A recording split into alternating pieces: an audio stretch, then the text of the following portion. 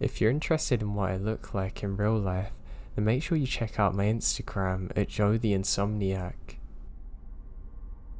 Okay, for some quick background, I'm of Mexican descent, and in our culture, the dead and spirits are a big part of our culture as seen by Deli de los Muertos. I butchered that. Now as a kid, my family would always share ghost stories from the old country in Mexico. I would like to share a few if you're willing to listen. This one is from my grandma. She states that when she is a little girl, she saw the devil or some kind of creature imitating it. Back in the 1940s, many families were poor, and I mean really poor.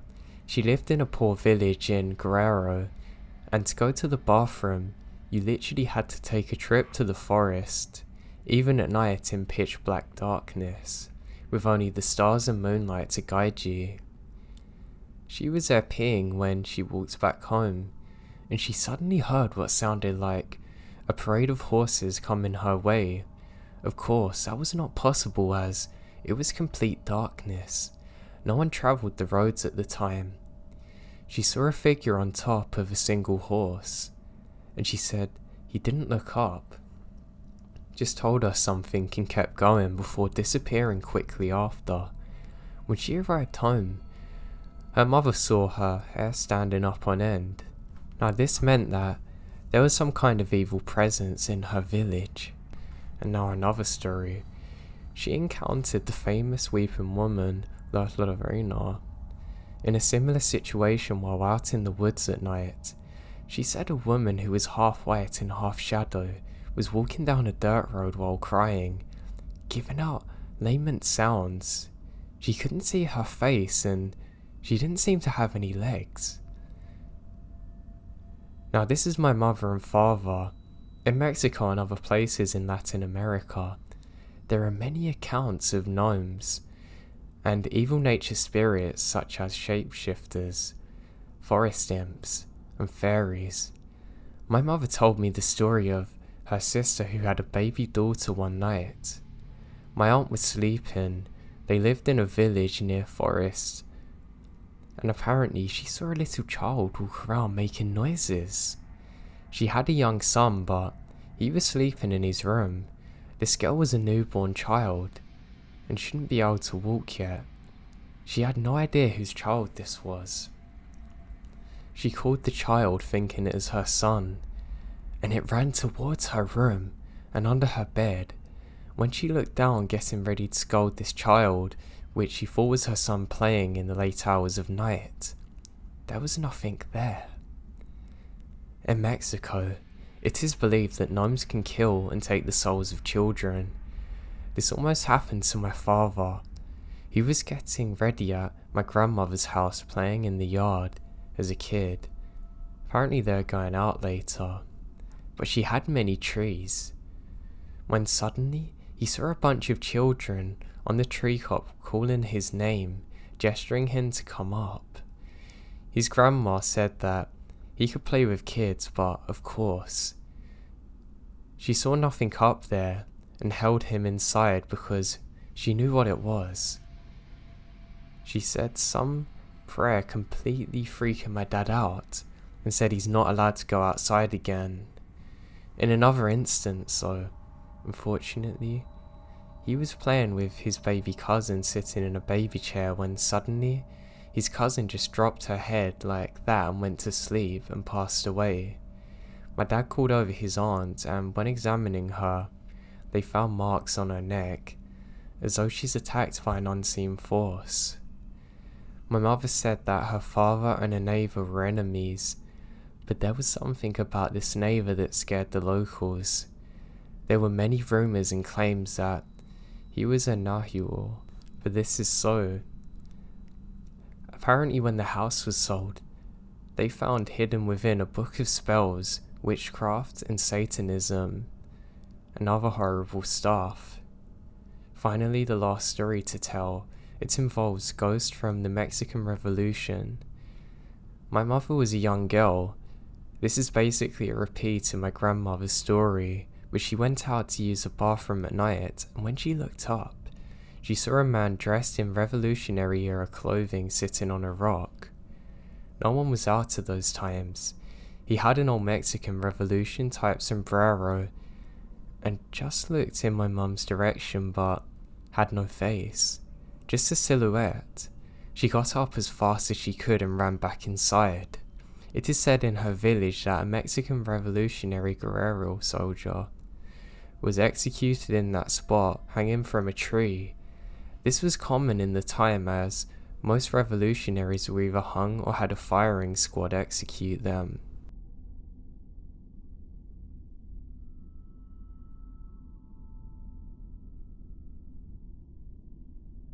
I've had very weird experiences before. Now, I'm not from Sierra Nevada, but far north of that. I spend the majority of my free time in the summer hiking, camping and fishing. I'm familiar with the area, the wildlife and ecosystem in general. I haven't posted anything like this just because I've never had the reasons to, but I had a weird feeling once and a strange reaction with my dog. Now, the dog's a very experienced dog who's quite large. He's a male and about 130 pounds. Nothing scares him. I've literally seen him square off with a mountain lion and not react. Now, it was on the smaller side, but still a juvenile male. With a couple of good growls and posturing on my dog's side, it sent the cat running. Now, I had another in the same area, would hear it crying. It seems to have come from the tree line at about dusk, and the dog quickly scared it off in the same fashion. It does not get spooked is what I'm saying. But there's been a couple of times where he and I are out hiking, and the woods suddenly go dead silent.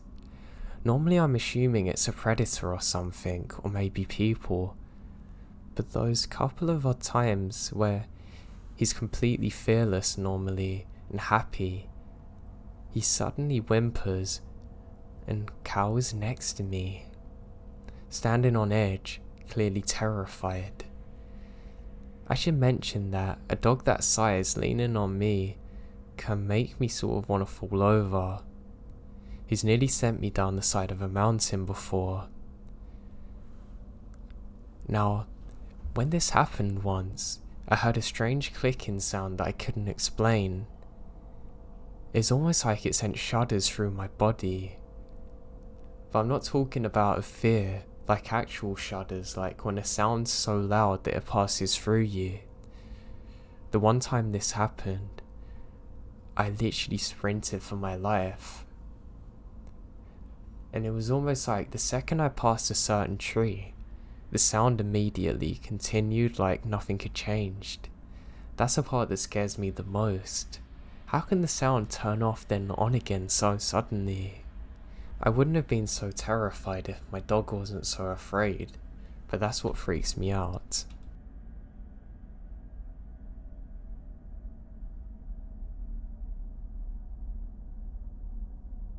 It was our second year in our new home in the suburbs, specifically in the Philippines, Cagayan de Oro City. I was 8 years old at the time when I first discovered that things I thought could just exist in stories were actually true, and I experienced it.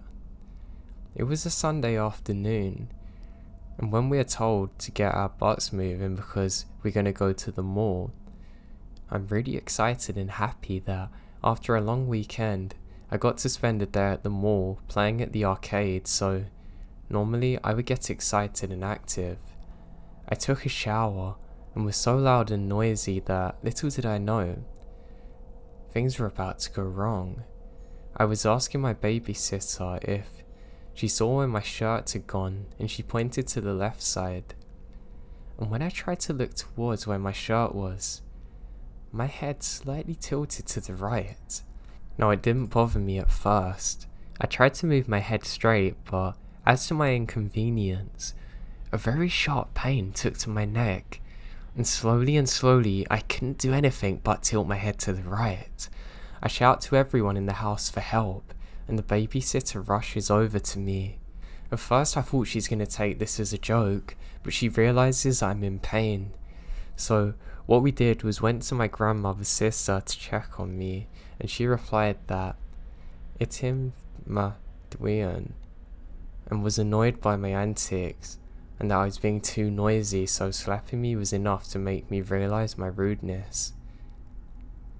A small dwarf-like creature in the Filipino folklore, from what I remembered, there were two types of them.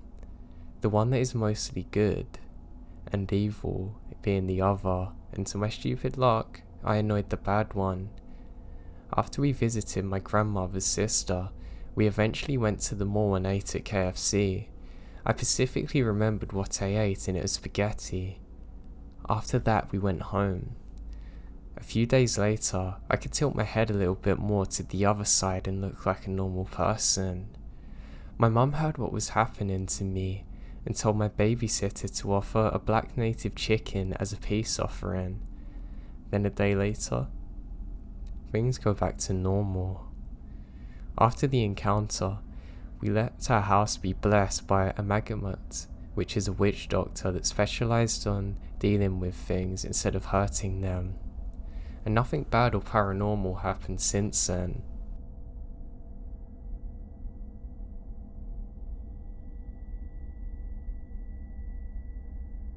For my entire childhood, my father and I used to take late night walks due to his insomnia from shift work. Our neighbourhood is considered to be very safe, and ultimately was an urban neighbourhood besides one of the roads towards the back of the neighbourhood being lined with a thick forest for about 1.25 miles deep, which made a circle back on itself. All of these walks are very dear memories of mine, except for one, and it ended being the last one. Along the road with the tree line, there was a slight tree light to illuminate a small plot of land that somebody owned but was very overgrown and ill-kept.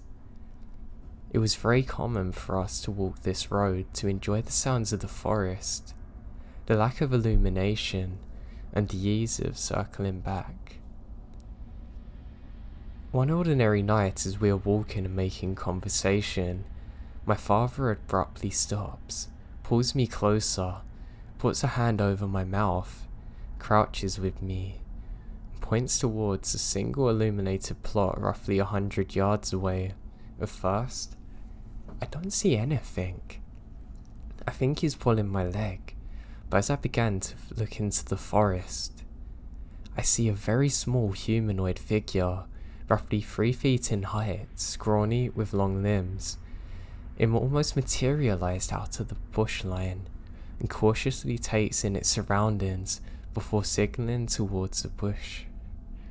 After a few seconds, 2 other small humanoid figures materialize as well. After a brief moment of what looked to be a discussion, all 3 make a dash for the tree line. Once this happened, my father picked me up, threw me on his shoulder, and we make a break for home, which is about 1/2 mile away. Now my dad is 6'5", 220 pounds, but I'm only 120. He literally never showed a sign of slowing down. That's how scared he was. And after that night, we never took late night walks again. Instead, installed 4 bright motion detection lights on our porch. The few times I brought it up, he says he doesn't want to talk about it. Those figures still give me chills, and the image of those 3 huddling together is very vivid 15 years on.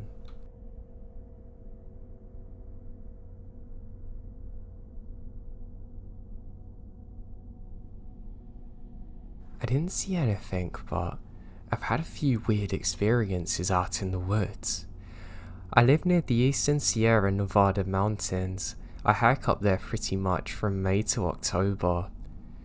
A few years ago, I decided to hike this pretty strenuous trail that leads to a huge rock slide. I park and notice that I'm the only person there. I have 2 dogs, get them out and start to go up the trail. About 1 mile in, I come to this clearing that has a huge teepee-like structure in it. The trees are woven together. I put down my walking stick and start taking pictures. There's a weird tall sapling that seems to be bent almost backwards that's woven in. I move up the trail after the pictures, and as soon as I walk past the tree structure, I immediately felt like I'm being watched, and the woods went silent. It was so weird. No bugs, no birds, no small animal sounds, dead silent. I hike by myself all the time and don't get scared or creeped out easily. I've seen bears and I'm pretty sure there's cougars up there. I keep going up and the feelings are getting worse now, being way more intense, and my dogs are acting weird. These are experienced trail dogs that don't really get weird like that. They always stay super close to me, not making a lot of noise. I realise that I've left my walking stick down by a tree structure. Oh well. I don't want to go back down there to get it. I got a quarter of a mile or so past the tree line now, and the feeling of being watched is unbearable. I'm thinking, okay, rationally, it's probably a big cat, so I head back down. The rational part of my brain is slowing down now. My fight response? Nah. I go full speed down at a 30 or 40 degree slope. I get down the tree structure and meadow and I look down where my walking stick is. It's gone. Like it's nowhere to be seen. It was pretty distinct too because it's made of aspen. I picked it up somewhere else and there's no aspen in this forest. I'm terrified. I kept running. I felt like it's being chased but I never saw anything. Never heard anything either. Yeah, it could have been a big cat, but why did it only start after I passed the tree structure? And how did my stick go missing? I was nearly to the parking lot before the feeling of being watched finally left me. And I will never go back up there, not even in a group. I still get chills when I think about this.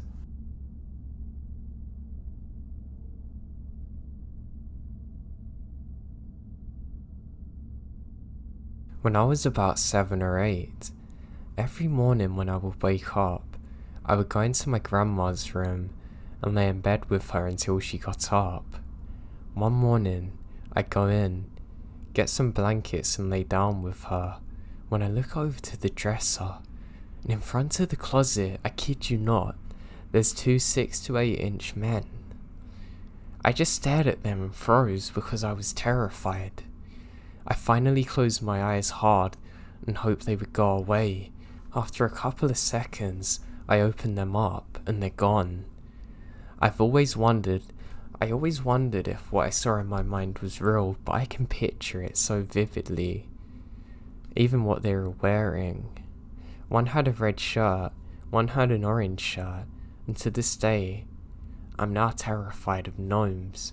Like I get sweaty palms and like flashbacks, almost like I had PTSD.